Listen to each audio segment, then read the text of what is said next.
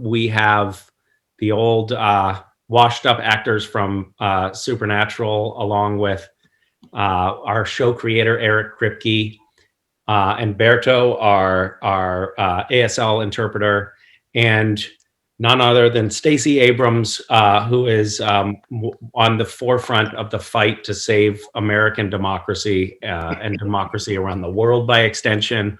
We are so honored to have you in our presence. I'm tongue-tied, as we just went through in the waiting room. Apparently, I cannot speak in Stacey's presence, but thank you for being here, and we're just so honored to have you. Thank you. Thank you so much. It is my honor and just pleasure to get to be here with you all. So you were about to tell us a story. Well, telling a story in front of Eric Kripke is a bit of a risk, but I did write romance for a while, so I'm going to try. Don't worry about it.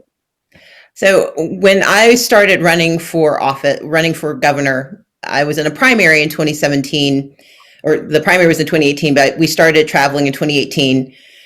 See, you guys got me confused and tongue-tied. So I started traveling in 2017 for my primary in 2018. And I was in California begging people for their money, trying to convince them that a Black woman from Georgia could possibly win an election. So a really hard, almost, unbelievable task. And I'm sitting in my hotel room having just had a really bad day. One of my dear friends, I'd called her from the road to ask her for her support. And she said, well, I think you're the most qualified, but you're a Black woman. And she refused to help me. She basically said that despite having been a supporter in almost everything I'd done, she just wasn't going to stand with me on this. And I was sitting in this hotel room trying to work myself back up because I had to make a bunch more calls. Because really, when you're running for office, it's just begging people for money and for support. It's the most demeaning, or could be demeaning, job. I'm good at begging because I'm the daughter of two pastors, so I've learned how to do it effectively, but it's hard. And so I turn on the television, and so I'm in California. I'm awake at just a god awful hour because I can't sleep, and TNT is running Supernatural, and I'd heard about Supernatural. I love sci-fi and fantasy, but I'd not watched it when it first came out. And it's like 2.5 hours later, and I've not made a single call because I'm watching Jared and Jensen just have the most fun fighting and just combating. But there's this moment where you two are in Baby, and you're having this conversation about just how hard it is to live the life you've been told to live, but that you don't have a choice. You've got to do it anyway because, and I think it was you, Jensen, you were like, who else is going to do it? But it was this moment of, we've got to stick with this because there are monsters out there and no one else understands it. No one else believes it. And even if it's hard for us, we can't stop. I got into politics because I grew up poor in Mississippi, and I know there are monsters. And I know that when people have the chance to vote and to pick leaders who see them, who understand them, that's their best opportunity for success. And I honestly can tell you in that moment, watching that show, one, you put me behind on my call list, but more importantly, you made a fan for life. And over the next year, I binge watched 11 seasons because you were the thing I watched when I traveled, and you were the way I found respite when I was tired. Your show took my faith in people and my religious faith in ways that I think are just so smart and thoughtful and help me find a way to keep doing the work I need to do. And so I just want to thank you guys. When I say I love Supernatural, I mean it. Wow. Thank you. Wow. It's amazing. Yeah. I mean, that's one of the most beautiful interpretations of what we do, how we have told this story. And, Jared and Misha and Kripke can attest to all these guys can. We've heard variations of that interpretation, whether it's somebody who's in a hospital fighting an illness, but to interpret that as in a political realm, it totally makes sense. It translates. Yeah, I don't want to say that we're heroes, but I'm having a hard time thinking of another word. So no, we're so grateful. Just thank you. I mean, look, this is what I say. We're basically glorified carnies, And What do you think so politicians are? yes, solid point. But the fact that it's able to, inspire anybody is just something that I'm just so always endlessly grateful for. And the fact that it was able to, provide you some relief and relaxation and a little inspiration on your way that's the best compliment we can possibly receive. So thank you. And I think, I don't speak for the writers by any means, but I know that, or I imagine that the writing staff at large finds inspiration the same way from what's going on and from seeing what you've gone through and what you're still going through right now and fighting for the people who don't have a voice for themselves. And so at best, this story we set out to tell is just basically trying to do justice to what you're actually doing in real life when you wake up and go to bed. And we've all read Eric's writing. It's questionable at best. Yeah.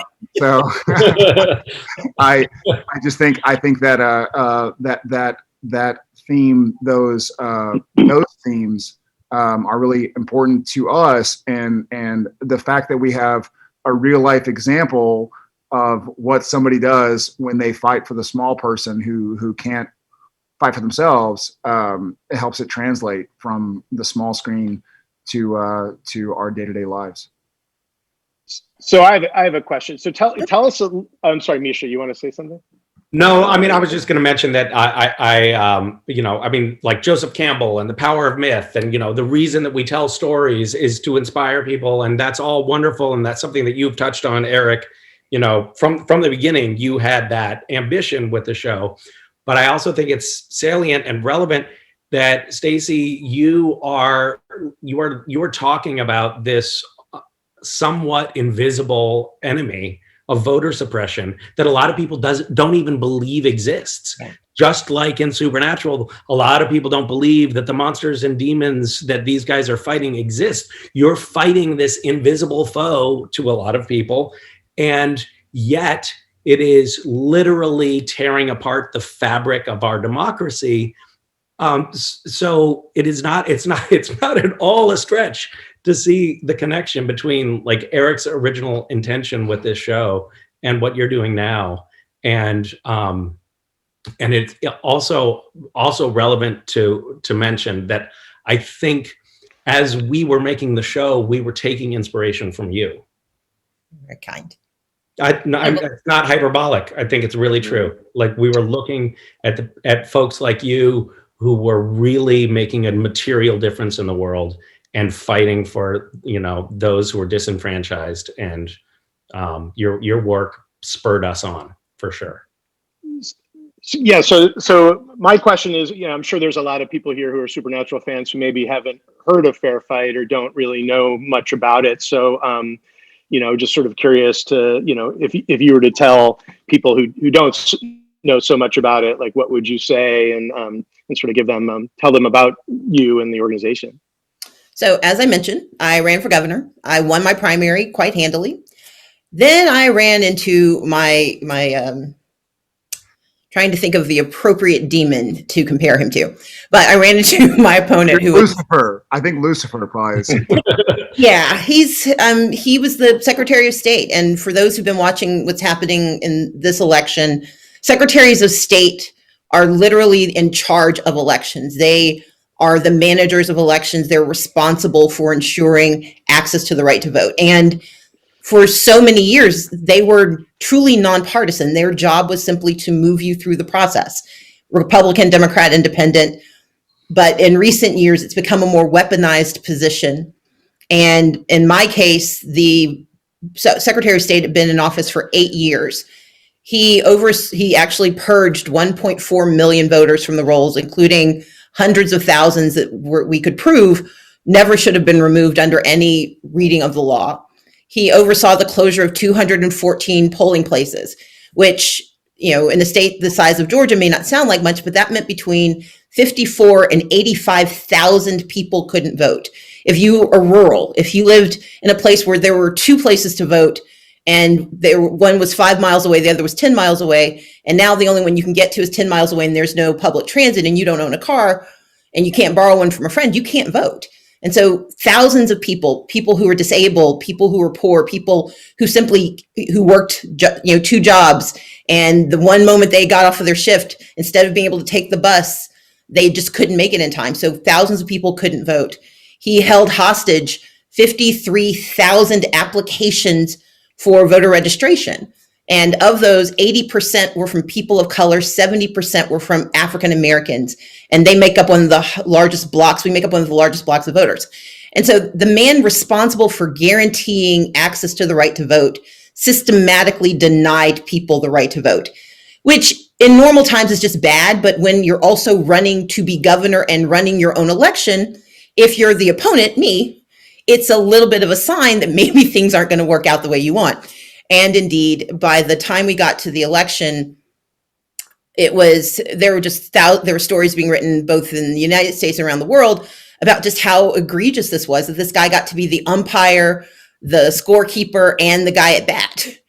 And shockingly, by the time we get to election day, he's in the lead, but we've gotten thousands of calls from voters across the state, complaining about why they couldn't vote or what was happening to them. People were in line for 8 hours. And, if you've got a real job, this is a terrible thing. It's a poll tax. You are losing a day's wage trying to cast a ballot. And so I did what, I was raised to do by my parents. My parents were both in the civil rights movement as teenagers. And they were like, if you see a problem, your job is to try to stand up and fix it. So on election night, I said, I don't know if I'm going to win or lose, but we're going to fight to make sure every vote gets counted. And we proceeded to file lawsuits, as did a number of allied organizations. And tens of thousands of people got their votes counted despite the intentions otherwise. But it wasn't enough. And so on November 16th, 2018, I acknowledged that I wouldn't have the numbers to become governor, that he had the legally sufficient number. But I said, I can't concede that this election was fair because the system is broken. And every time a politician loses an election or wins an election, but ignores what happens to the people who are responsible for voting, then we become the selfish monsters that they believe us to be. So I didn't fight to make myself governor. I didn't file a single lawsuit to change the vote. I instead filed a lawsuit to fix the system. Because if this becomes all about politicians, no one's going to care. But when it becomes about people being able to decide if they get to go to a doctor in the midst of a pandemic, if they have the right to see their family when they're incarcerated, all of those things that some of us take for granted or that we never have to think about, those are choices made by voters. And if you don't get to participate in the system, often you're the victim of the decisions that are made. And so, doing all this stuff, trying to fight against voter suppression, which has been around since the country was started, that was going to take a lot of work. And so I took that 10 days between November 6th and November 16th. I went through the stages of grief. I really enjoyed anger. I'm much in the way that, I think it's important to really dig into anger, to let it, burble up inside you, say inappropriate things about people you don't know. I did grief, and then I added another step I call plotting. And that's when I decided to create an organization called Fair Fight. And our only mission is to ensure that every single eligible voter has the right to vote. We don't do it based on who you're going to vote for. We do it based on the patriotic belief that democracy means that if you are eligible, you get to be heard. And so Fair Fight is an organization committed to ensuring that every voter in the United States, especially in the state of Georgia, has the right to vote. And we've been pretty good at it. Yeah, I'd say so.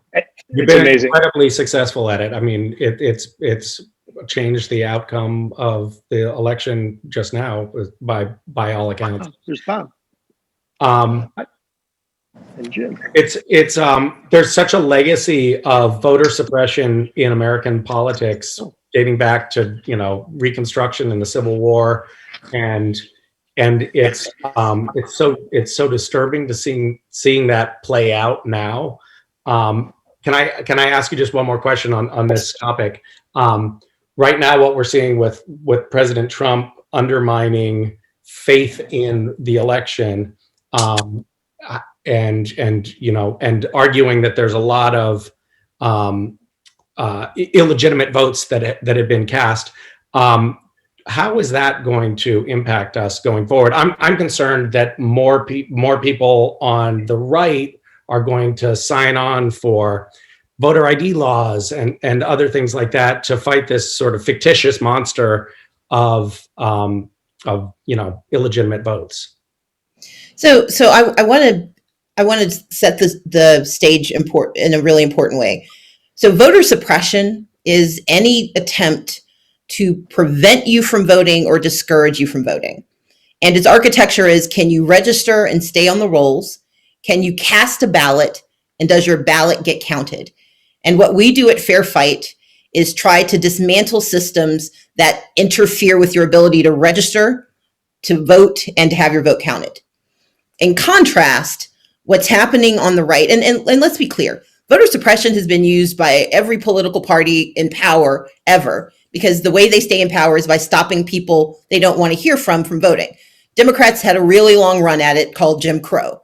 So I don't want to ever presume that it is the province of one party. The Federalists were voter suppressors. In the 21st century, it is largely the province of Republicans, but that's because their power right now depends on this. And so I don't want to be accused of being partisan in it, but it is a fact of American life that right now the party that is most threatened by new voices is the Republican Party.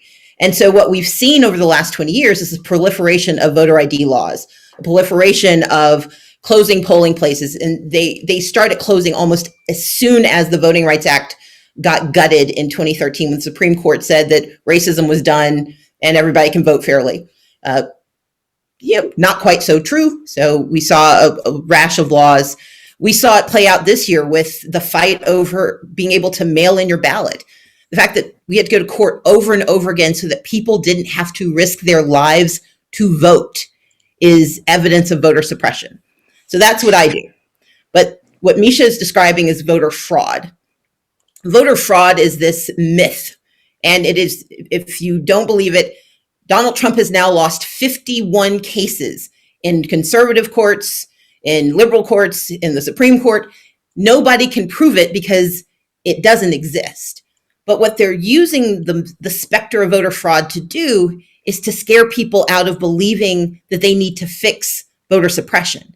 And that's what's so dangerous about what Donald Trump is doing. The Wall Street Journal tried to compare me to Donald Trump and say we're both two sides of the same coin. We're not even the same currency. My goal is to make certain that everyone who wants to vote and is legally eligible to vote can cast a vote. He is arguing that the wrong people got to vote and that's why he lost. In the United States, no eligible citizen should ever be considered wrong. And the fact that there is an organized attempt through voter ID laws, and not do you have to prove who you are, but do you have to prove who you are by jumping through these excessive hurdles? That's what voter ID is. And I'll give you a very quick example. In Texas, you can use your gun license to vote, but you can't use your student ID. In Wisconsin, they had a voter ID law that was so strict that a 100-year-old Black woman born during segregation who was not allowed to be born in a hospital was forbidden from voting for the first time in 40 years because she couldn't provide a birth certificate because she was legally not permitted to have a birth certificate. So it's those kind of laws that on their face sound logical, but in reality block Americans from having access to the most fundamental premise of our country, which is participation in our government. We can fight back, but only if we know the difference. Voter suppression, real but beatable. Voter fraud, fake, but sounds really good. So if we reject the notion of voter fraud and focus on fixing voter suppression, we create space for the real arguments. Like, we can argue over policy, we can argue over who should be in charge, but everyone should get to participate in the argument, not just the ones who get chosen.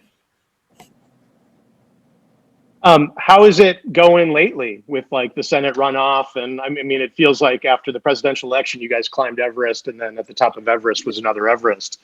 So how's all how's all that going? How the last few weeks been? Well, I'm still waiting to watch the last 3 episodes, so please no spoilers, because I really have to sit and watch. Things are good. We are seeing more and more people who are signing up. 1 million people have requested absentee ballots. And to put that into context, In the general election, 1.3 million people asked for ballots. So we're only 300,000 off of the number of absentee ballots we had in the general. And the most exciting number came out today. 70,000 of those ballots have been requested by people who didn't vote in November. And they are disproportionately young voters and voters of color, which are the two communities that are the most often harmed by voter suppression. So it looks good, but I'm still in Georgia. So, we're going to keep pushing until we get to the end. Mm-hmm. Well, thank you for doing it. Thank you for doing all of it. It's all so good. So much better than what we do. It's just really great. I'm trying not to like freak out over all of the faces I recognize here. I mean, I call my niece Idjit all the time. And she has no idea what I mean, but it amuses me every time I say it to her. So, just all of you, it's so fantastic to see you all and just so gratifying that you'd be here today. And Felicia, hi. We got to hang out together at Comic-Con. We did. We met at Dragon Con, and I was so excited, and you were so excited, and I was like freaking out, and you were freaking out, and then I was like, come over here, come meet the next governor, come over here. And I was like getting the Stranger Things kid come over and a bunch of other people. And then I ran into two people who I was like, come meet your next governor. And they looked at you and they went, and I was like, you're a jerk. That's voter suppression, Felicia. Listen, I didn't say it to his face. I said it secretly behind his back because I'm not brave enough like Charlie. Hi, you're wonderful. I'm so happy to see you again. And thank you for everything you're doing in the world. You are a light that we need more of in this world. Hey guys, so we only have Stacy for a little bit longer. Does anyone have any questions or comments or just praise they want to heap on her before she goes? Yes, or does Stacy have any questions for us? It's rare that you get everyone together in one place. So it could be that too. I really am overwhelmed. I mean, look, as a nerd who not only loves the actors and their incredible performances, Felicia can tell you, I can do probably every person's IMDb in a way that's really almost bordering on stalkerish. So, but I can also do it for the writers and the directors. So it's an amazing thing. And like, what's one thing you want me to think about as I continue to do this work? Oh God. Stalker suppression. Absolutely. We all admire you and we think you're our hero. So please remember that every moment of the day. And what a wonderful, I'll say this, Stacy. I think it's so bold and beautiful that you chose to, in your time, speaking to all of us and speaking to the fandom at large and whoever's watching, to both call out the issues that are going on right now, but also take responsibility for something that you were not responsible for, mentioning the Democrats, the Jim Crow laws. So I think the fact that you are, it's obvious to me, and I think to all of us, that you are both saying, hey, things haven't been right yet. Both sides have been on the wrong edge to some degree in some way, shape, or form. Let's try and get this right. And I think the idea of what you're doing with Fair Fight is inarguable. I mean, who wants to cheat? If somebody wants to cheat, then they need to look in the mirror and figure out what they're doing. So the fact that you are fighting so hard and trying to fight fair is just so meaningful to me, and I know to all of us, that you don't want to cheat to win, to cheat to get your views out there. You want it to be fair, and you want all of the U.S., all of the citizens who can vote, to be represented. And I think that's pretty magical. And whatever side of the aisle you're on, I think the most important thing, in my opinion, is that we're fighting for everybody to have their own voice, their own. I think that's partially maybe what was part of what got you into Supernatural, is that, everybody has a vote, whether you're an angel or a demon. Or I'm looking at Rachel right now, and she was the empty, and she was a demon, and she's the most wonderful person on the planet. But long story short is you all get a voice. And so I think it's so important to not ignore the voiceless that are going on right now, and what you're fighting for and what you're promoting is part and parcel to that. So bravo to you. I'm a big fan. This is an honor for me. I'll shut up, but bravo. It's an honor for all of us, for all of us, I think. I have a question. Yes, sir. Purdue didn't show up for the debate, which to me is like running away. Is there any sense on the ground that hurt him? Which, I mean, it seems so cowardice. I mean, Georgia, like a lot of southern states, is very bifurcated in our politics. And the reality is we don't have a lot of swing voters where people are going to see something, offensive and decide, oh, I'm going to vote a different way. What's likely to happen is either someone will decide they aren't impressed with what he did and they don't vote, but it's unlikely to swing them in the direction of Jon Ossoff. The path to victory in this race for both sides is just to turn out as many of their like-minded voters as possible. And that's one of the reasons that you're seeing Purdue being willing to forfeit a stage, because he knows that if the people turn out anyway, by rote, they will vote for him, because in Georgia right now, Republicans vote Republican, Democrats vote Democrat, and we have a very small number of independents. And they may or may not turn out in this this runoff. And so it's not going to hurt him, because the people he needs are going to vote for him if they decide to vote. What is happening, much to their chagrin, and this goes to Misha's earlier question about misinformation, when Trump comes to Valdosta and rails against voting by mail and then says, please vote, when you do that, you're telling people who may need to rely on this ability to cast your ballot by mail, and they are now cutting off one entire opportunity to vote. In the general election, 30% of Georgians voted by mail, 50% voted early voting, which is about 3 weeks in Georgia, and then 20% voted on election day. If you're telling the people who may vote, if you're telling your side of the aisle, don't use this process, you are telling them to risk possibly trying to come out and vote in January. And voting in January in Georgia, it could be 87 degrees, or we could be in the middle of a blizzard. Either one is going to, disrupt the process. And so David's behavior is consistent with his inability to actually talk to his voters, because he's never held a town hall meeting. But the misinformation is what's more troubling to me, because there are people who need to be able to use this mechanism who are being pushed away from it. And that's something that should worry us all. Thank you. Do you think that the sort of Linwood people who were actually asking Trump voters to not vote for Purdue and Loeffler, is that going to have an impact, do you think? It will have a marginal impact. Again, hopefully.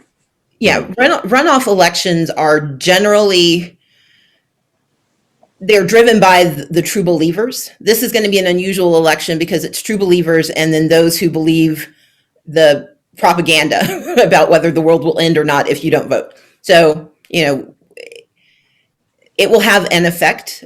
I think it's more concerning to me how and when they vote, but every bit of that, there's a depressive effect that's going to happen. It's just probably not going to be as magnified. Although if Newsmax and OAN continue their, railing against the voting system, when people don't trust a system, they don't use it. Mm-hmm. I know in the general election, over 100,000 people were thrown off for basically having ethnic sounding names. Is there? I mean, I know there was a consideration that they were double voting or voting from out of state, but they weren't really. Have you put in laws against that, or? Okay, so that was one of the rumors that came out. So here's what happened. Is that wrong? Yeah. So it's just. So in December of 2019. Brad Raffensperger, the current Secretary of State, did oversee a purging of almost 300,000 voters. We were able to stop 22,000 of them from being purged. He said, oops, I made a mistake 22,000 times. And there were another 100,000 who should not have been purged that he did purge. And they shouldn't have been purged because the state legislature in January of 2019 or March of 2019 passed a law saying we're going to not purge this type of person for another few years. And he decided to ignore it. And unfortunately, we weren't confident that the state courts would actually block him from doing so. So instead of we fought to stop part of it, but for the rest of it, we just did the work of trying to get those people back on the rolls. That's been conflated with the absentee ballot rejection rates. So in Georgia, we're one of those states that requires a signature match, and you've heard a lot about it. And what has happened in Georgia in years past that didn't happen this year was that people who had ethnic sounding names that had different spellings, they would have their ballots flagged. So if you were Black, Latino, or Asian, you were twice as likely in 2018 to have your ballot thrown out than a white person. And if you were a young person, you were 5 times more likely to have your ballot thrown out. We were able to get a consent decree, the thing that Donald Trump keeps yelling about. He's actually right this time. We were able, through a coordinated effort to fix the laws in Georgia, to get both a piece of legislation that Republicans voted on, as well as a consent decree that said if somebody makes a mistake or if you don't understand what their name looks like, instead of throwing out their ballot, you got to tell them. Let them bring a piece of ID in to show you who they are. Let them fix the mistake. And because of that, the rejection rate dropped from 3.6% to less than 2%, less than 0.2%. That is an extraordinary thing, which means that more people who tried to vote could vote. And that's what we need when we think about mitigation of voter suppression. More people need to get through the process, not because they are cheating the process, but because they are actually participating in our democracy. Just thank you so much. Absolutely. Stacey, I wanted to say that This is Show. Hi. This is Shoshana. I wanted to say I saw your amazing video for Rock the Vote. Your hashtag, Crip the Vote. And I just wanted to thank you for everything that you've been doing to get out disabled voters, because I know that a lot of voting places are not accessible. And so I would love for you to talk a little bit more about that. And, to the members of our Supernatural family, not just in Georgia, but everywhere, who may not vote because, the world isn't always accessible. And so I would love for you to be able to talk more about how you're making voting accessible for disabled voters. Thank you. So in 2018, when I ran for governor, I actually had an advisory team to help us think through how we made voting more accessible and how we thought about the issues that affected those who are disabled. And for me, that's as important as talking to any other marginalized or disadvantaged community, because we know that these are voters who have real issues that deserve to be engaged and included. We also brought onto our team, we have people, this wasn't just a sideline, this was having people involved in the campaign, building how we did our work. And we've continued with that. And so it was actually one of our team members who reminded me, he said, we've done these videos, we'd love to do one for Crip the Vote. And I've done a few seminars and webinars with members of the disabled community for the last 2 years. But he said, can we do a video where we just talk about how to vote in this election? I was like, absolutely. And so the first thing I did, of course, was to situate voters and people by knowing who I am. So describing myself, describing my background, giving people with limited visibility the opportunity to really understand what's happening. But it's also about making sure that everything we do is ASL captioned, that we talk about the rights of disabled voters. You have a right to take someone in with you when you cast your ballot. You have the right to assistance. You have the right to privacy. You have the right to request a ballot and the right to have someone assist you with that. But you also have the right to demand that when you go to vote, that the voting place be accessible. And one of the challenges of voter suppression has been that there's been a fairly insidious and just cynical ploy by those who are trying to close polling places. They argue that the reason they are closing polling places in predominantly Black communities where churches are usually used, they argue that they have to do it to make it accessible because they're not ADA accessible. because churches are the only institutions that are exempted from the ADA. And instead of thinking about how do we expand access so that both communities can engage, they've tried to pit them against one another. So my mission is to make sure we are allies in all of this work, that this pie should not be about who gets the crumbs. It should be who gets to have the apples and I'm using a Dean reference for pie, but how do we make sure people get everything they need in this process? And that to me is the most important way that we can not only support the disabled community, but recognize just how vital and how engaged you deserve to be in every moment of our democracy. Well, Stacey, thank you so much. I know that I think Jim had a question right before. Oh, Jim. Oh, yeah. Well, it wasn't so much a question as it was, there is a popular myth that I do not subscribe to, which is that people who run for public office do so for cynical reasons. I believe that the vast majority of people who serve in political office in this country, regardless of which side of the aisle they are on, are there because they believe in public service. And it is wonderful to be in a situation where I, a citizen, get to speak to one of the prime examples of what I believe to be a public servant. And I just want you to know that not only are you not an idiot, you are an anti-idiot. That is a high compliment.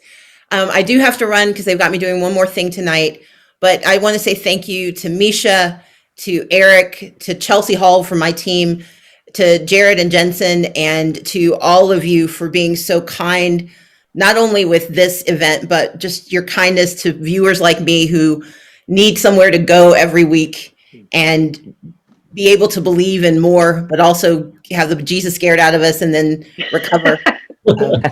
You all are extraordinary actors. You are artists who have really given us 15 years of joy. And I'm going to take my birthday is tomorrow. I'm only saying this because it's what I'm going to do. My birthday is tomorrow. They've got me doing a bunch of crap for the day. Happy birthday. Happy birthday. Happy birthday. Happy birthday.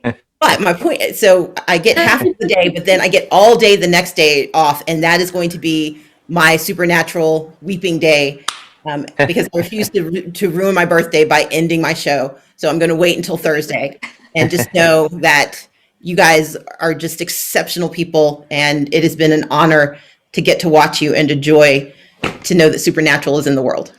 Thank you, Stacey. Thank you. Stacey, Happy birthday! Happy birthday. Happy birthday. And also, thank you, Chelsea. Thank you, Chelsea. You're so great. Yeah, thanks, Chelsea. Thank you, Chelsea. Bye, Stacey. Good luck. Go get them. I also, before we get into like the weird part of the evening, to the viewers, like donate to Fair Fight. That's why we're doing this. You know, the Act Blue link should be there. You can see what an amazing cause it is, giving everyone the right to vote. We like the kind that jingles, but we love the kind that folds. So donate. Donate to Fair Fight. A lot of the conversation that we've been having so far tonight has been focused on Georgia because that's where Fair Fight is beta testing all of their anti-voter suppression work. But Fair Fight is working across the country to increase accessibility to voting to people of all stripes, and it is really just it is basically bolstering the underpinnings of American democracy. It's a truly great organization, but we know that you guys who are watching don't really care about any of that stuff. You just want things for your selfish selves, and so it's important for us to note that we're going to be giving. So if you go to our donation page on Act Blue, you'll see that there are all of these incentives. Like you can get 10 minutes in a one-on-one Zoom with Jensen, and you can just sort of use that opportunity. Wait, what? you can use that opportunity to tell him, like that wasn't a great acting choice. That wasn't a great acting choice. And you can just talk No. I was just told there was an open bar somewhere. What's happening? Yeah, sorry, Jensen. We'll take this conversation offline. But the top bidders, the top contributors on the Act Blue page will be able to select which one of these incentives they want. Like, you can, obviously the last one taken will be the 10-minute Zoom with Jensen. But there's lots of stuff there for you guys. So go donate and let's see what a force we can be as a fandom. Okay. Donate now while you're watching. And then now we're all going to just waste your time for a half an hour now that Stacy is gone. Isn't she amazing? What an extraordinary woman she is. My God. Also, if you guys haven't seen her documentary, it's just so unbelievably exquisite. It's called All In: The Fight for Democracy. It's on Amazon Prime, and it is truly, it's as good as 13th. So it's a really phenomenal documentary. So check it out. Curtis! Hey, Curtis! Hey! How are you? I just want to say really quickly what was really wonderful. I've loved her, but what was also amazing to me was I got involved in politics because of my mother. And when we were young, in Detroit, growing up in Detroit, she was extremely active in politics and in getting vote out. And we subsequently moved overseas to Switzerland. And she found that one of the problems Americans overseas had was voting in elections, which at the time was an issue. And so she became more involved then, trying to get the system changed so that they could contribute, even though they were living overseas. And so for me, this has been something that has been part of my life from as long as I can remember. And seeing her talk about it was just amazing. We should talk about goofy shit for a while, right? Right, Misha? I'm up for goofy shit. Yeah, we have some. You guys want to do some? We have some trivia questions queued up. Yes, guys. Yeah. Yes. Who doesn't want to do that? Trivia about what? You mean the capital of or supernatural trivia? The capital of. Hey, Jared, let's do capitals pretty soon. All right, I'm in. Old York. Somalia. When my kid was 7, I asked her what the capital of Vermont was, and she said V. That's a brilliant answer. Not wrong. Not wrong. That's true. Montpelier. Okay, where's the trivia? All right, Bob. Here's the first trivia question. This is just for you guys. We have some trivia questions for the fans as well, but these are just for you. The first one is, what is the name of the Japanese game show that Sam and Dean were first? Nutcracker. Nutcracker. Actually, technically, You've it been was phoning up, haven't you? Can I actually ask a question that I never knew the answer to for Jared, and I want to know? Yeah. What were you using to protect your junk when the giant ball came up to hit you in the crotch? A thimble.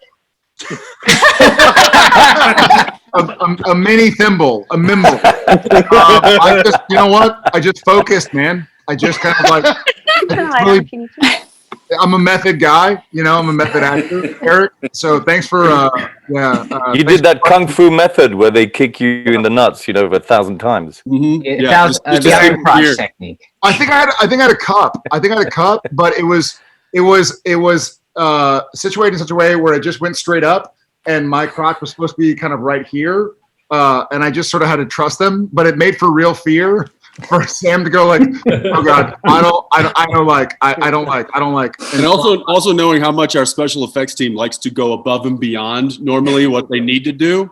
I thought it's going to take you right out of like. I thought I was taking you right Motherhood. apart for sure. I mean, I did pee a little bit and poop. Yeah.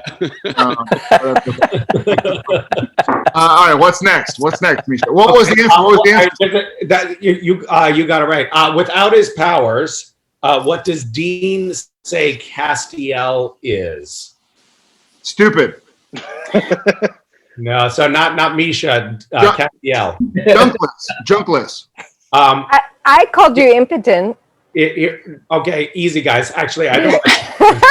Okay, well, Whoa. What was here's it? a hint. He's a baby. In a trench coat? Yes. Baby Yoda. Baby in a trench coat. Who said that? I got it. Osric. Nerd. It was something about the show. Hi, Julie. Okay, here. This is who can say the this? other Julie. Actually, Julie, this one's for you. What's the other Okay. name of the Impala? Baby? Baby. Or no, it's Oh, like you got my it. special You got it. place. What do you want? All right, I got one. I slept in that back seat. What was the name of it before it was Baby? In the first couple of years before it was Baby.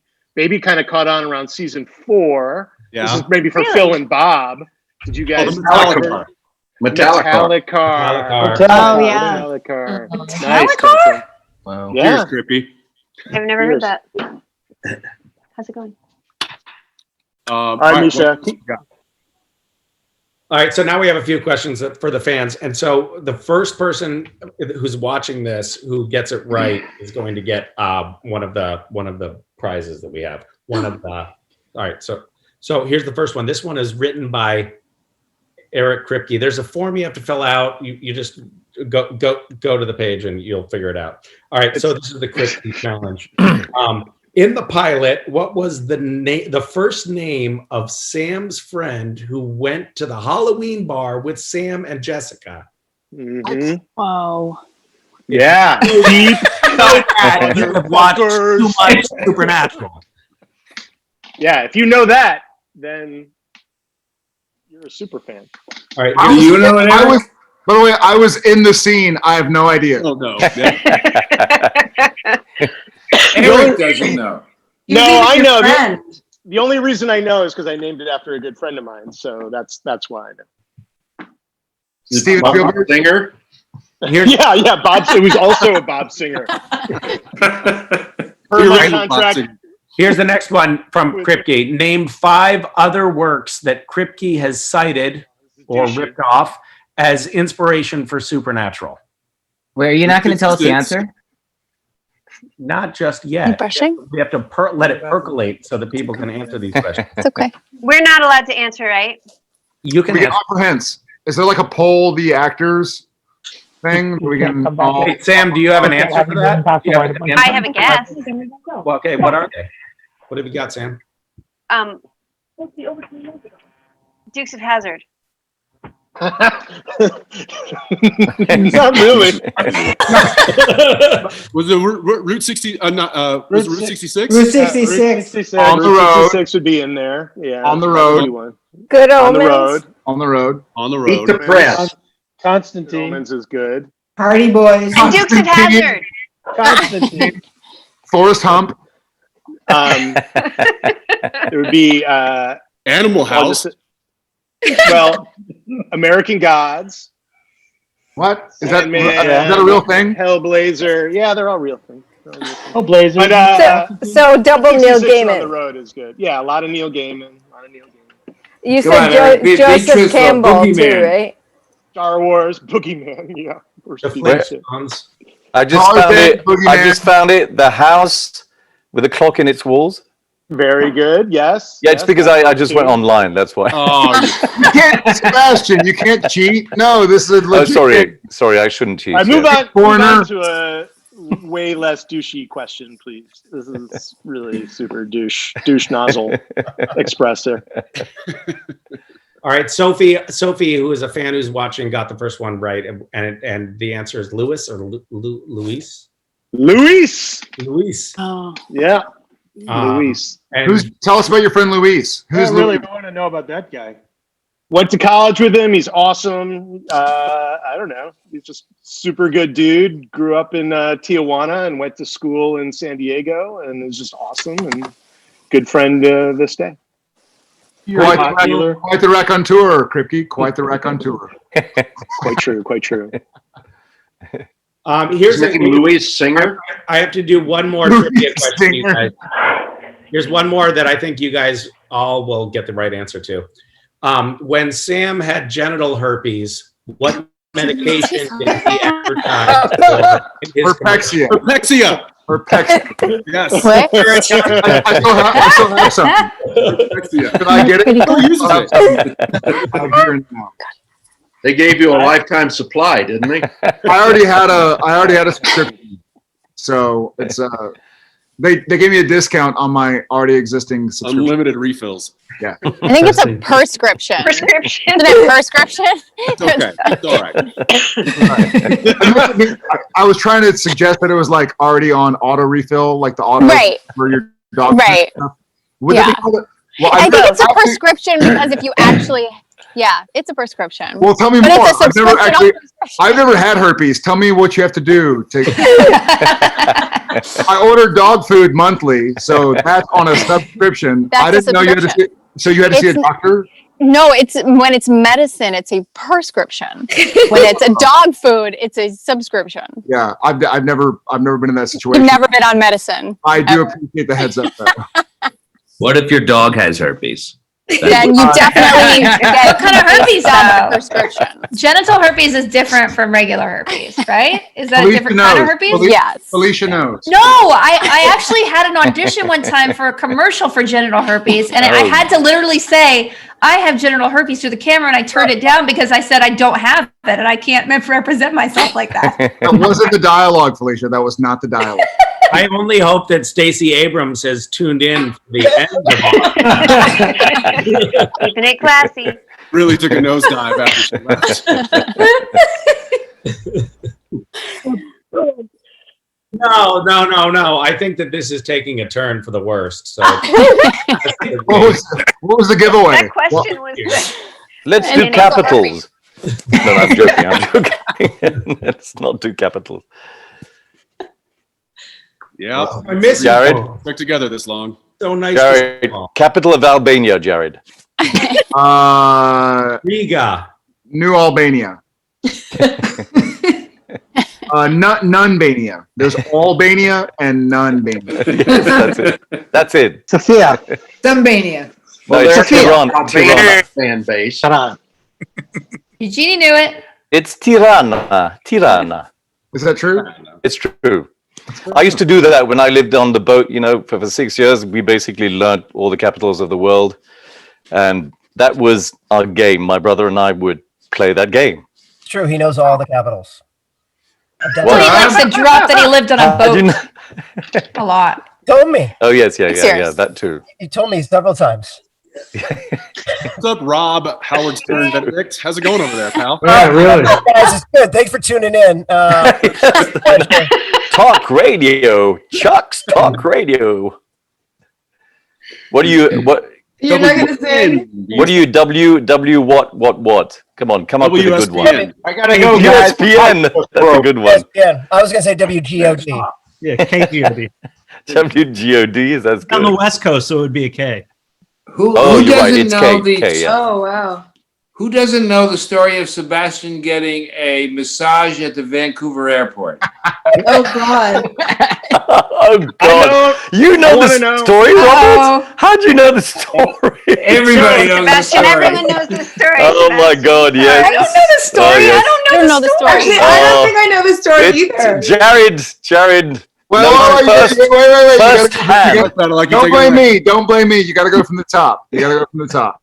No. You tell the story. You tell the story. Okay. You were there. Okay. We've all flown in and out of Vancouver International Airport, flying, to A go. couple of times.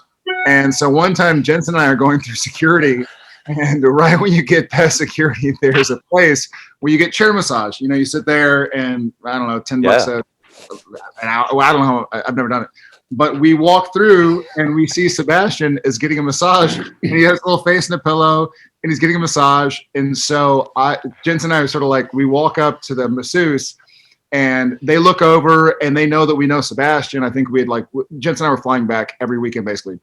And so we walk over and I'm going, shh, and Sebastian is just there living his own best life, just sitting there on the massage chair. And so I get over there, I'm like, shh, and I put my bag down, and Ackles is there. And then as the girl is massaging him, you pulled a full on Indiana Jones, like you did the like the whole the bag swap from Indiana Jones.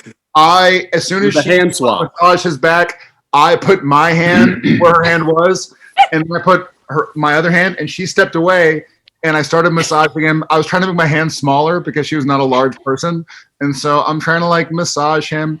And then I kind of go down his back, and he's a very muscular guy. You went quite down my back. I went down his back, and then I kind of went up his shirt, and he was like, "Oh, wait, yeah, that's right." Then I went I'm skin to skin now, and I'm up his back. He's like, "Ooh, very good," but with an English accent. Sebastian, he's saying shit like, "Oh my God, that is bone. Like whatever he's saying, there's some foreign language. And so I put my hand up his shirt, and he's like, "Oh, very nice."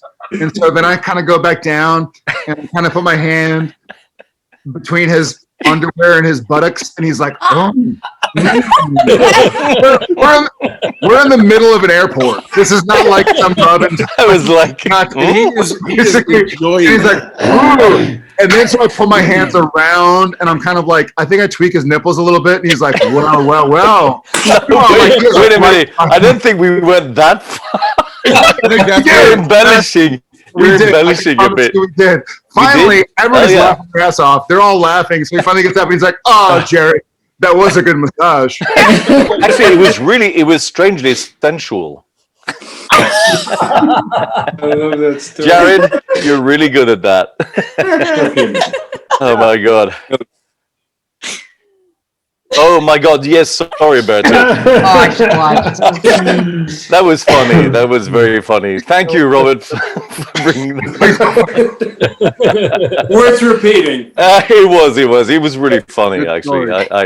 And he was strangely good. He was really. I was perturbed. I was perturbed for the whole flight back. You were a welcome recipient. I hope that Stacy is still watching. Yes. Sorry, Stacy. Again, another highbrow story from this crowd. You lost Beaver. Oh dear. Nothing but class, Jensen. Nothing but class. Well, somebody told Jim make sure that he's still breathing. No joke too cheap, Bob. Right? No joke too cheap. Oh my God. I have to admit, to the fans who are watching, it's really fun being on that set. It really is. It really is. We're very serious while we're doing it, but off camera. Not really. Not really. You're right. No. Nah. No. You're going to be like that on The Boys, Crip? There are no massages to completion. No. Wait a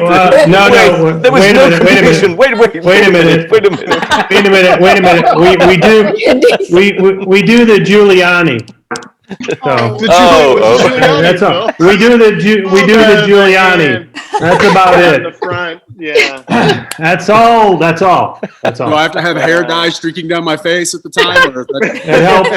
Oh, that's special effects makeup. Don't worry about it. All right. Take care of it. Oh yes. Never dull but moment. Just one quick boys thing, and I saw Jensen. I saw I saw photos of your super suit today. Holy shit, dude! Yeah, it's crotchless, huh? Crotchless? Yeah, it's all crotchless. Crotchless and assless. It barely hangs on. Just chaps, just a pair of chaps and a cowboy hat. And again, I hope Stacy is still watching. Misha's appalled. It's actually a Spanx, isn't it? It's a Spanx suit. Good. Yeah, painted on. Yeah, was that Clint Eastwood? Yeah. You guys, oh my God. we have some the last remaining outtakes from Supernatural that we're going to play now. It's about 5 minutes.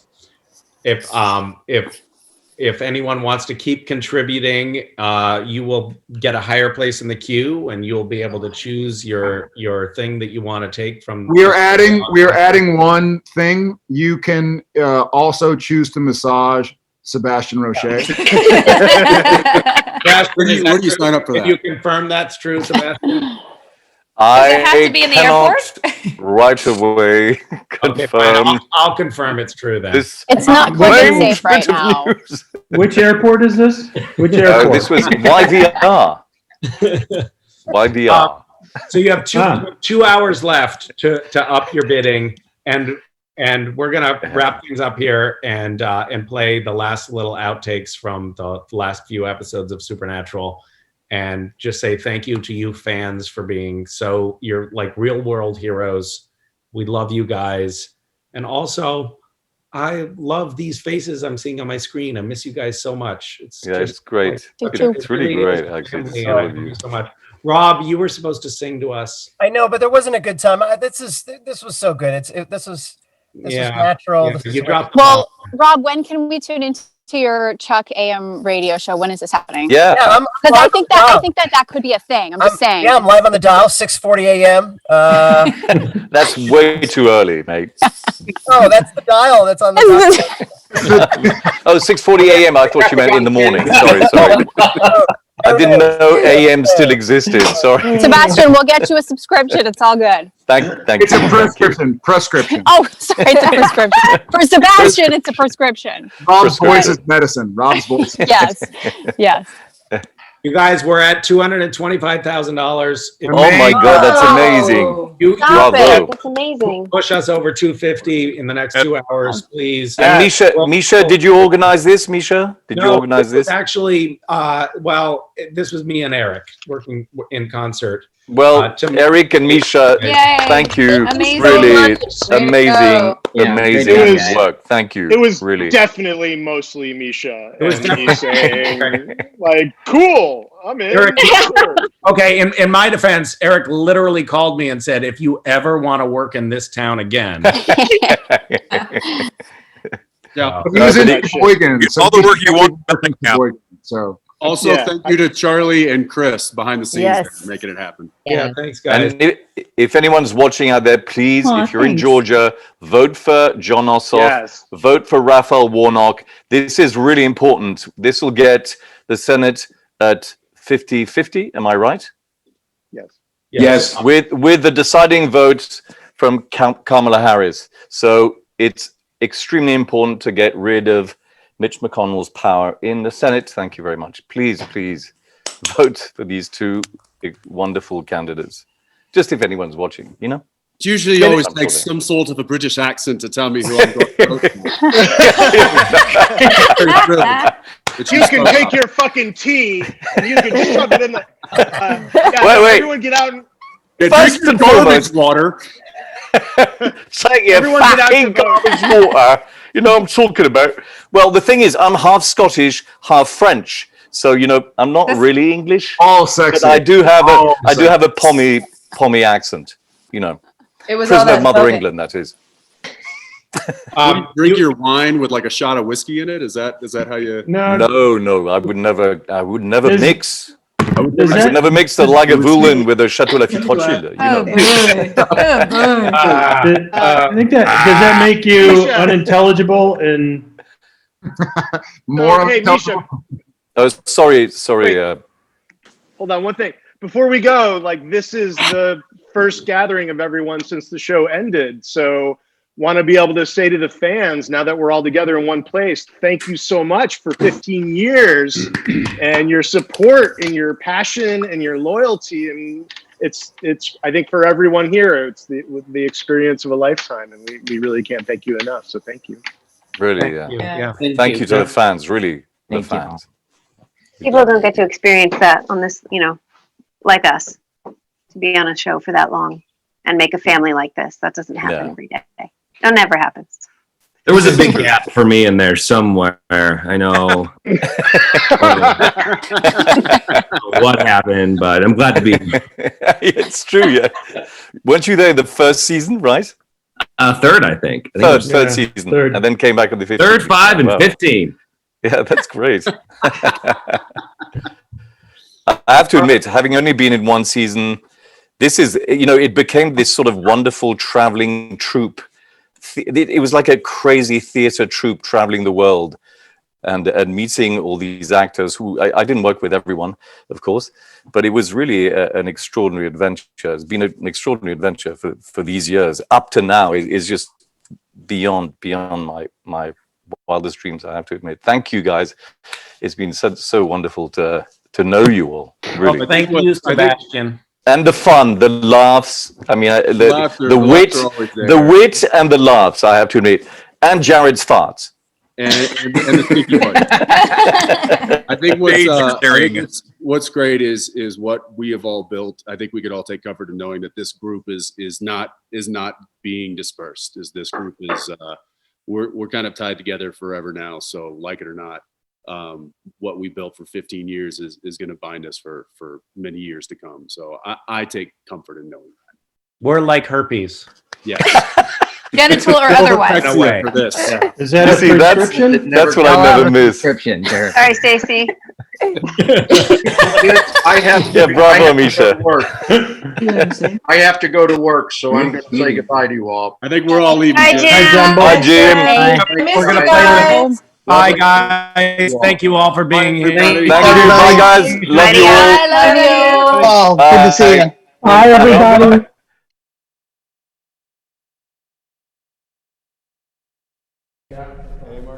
Baker Mark. Ow. Oh my God.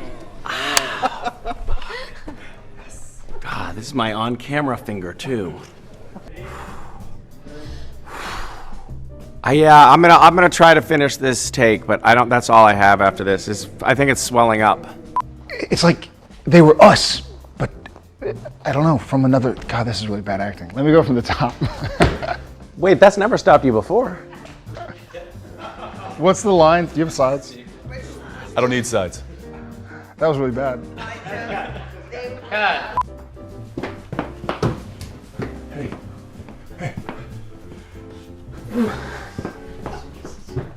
Is that a bear? No. Hellhounds. Where did you already say it, Cass? Do that again. Dean, gonna hurry up a little bit? You really gonna do this again? Hellhound. I'm concentrating. You're embarrassing me in front of my friends. You're embarrassing You said yourself. you were good at this. I could use some of my powers to open that, or you No, could Cass, do that. Cass. Okay. Cass, just stand there.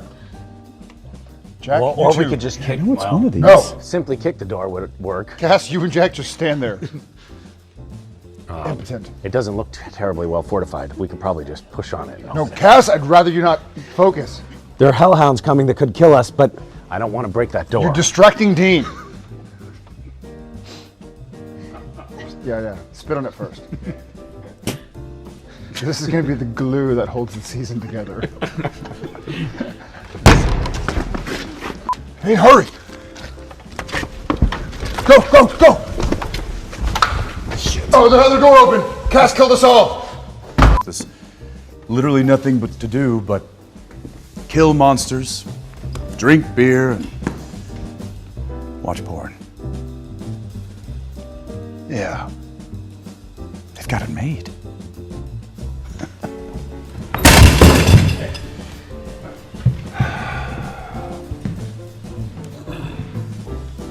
Furniture could use some work. I was like, he's going. Jack.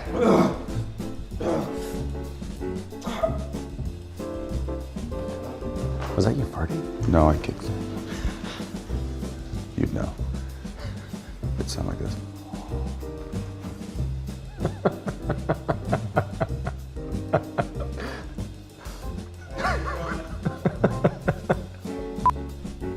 Yeah, you like the way it feels in your mouth?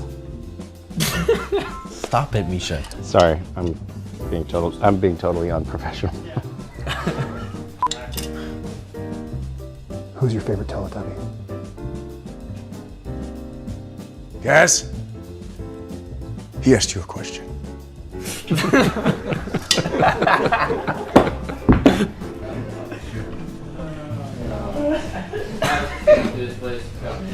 Thanks, Kevin. That's helpful. So it turns out your little Hail Mary wouldn't. Almost said Misha. Hail Mary? Almost said Misha. You did say hey yo. Hail. I want to be.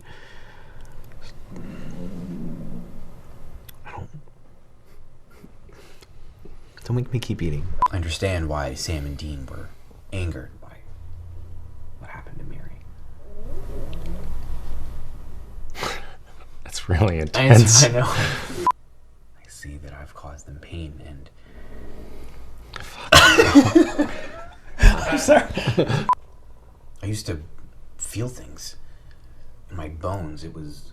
You feel stuff in your stomach? Do you? Because I hear it. Ow! Ow! Ow! Ow! Ooh!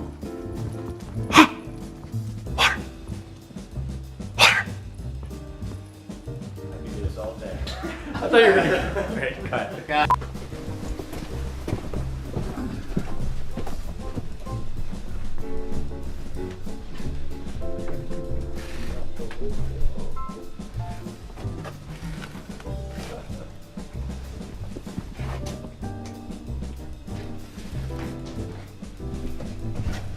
I have a dumb idea.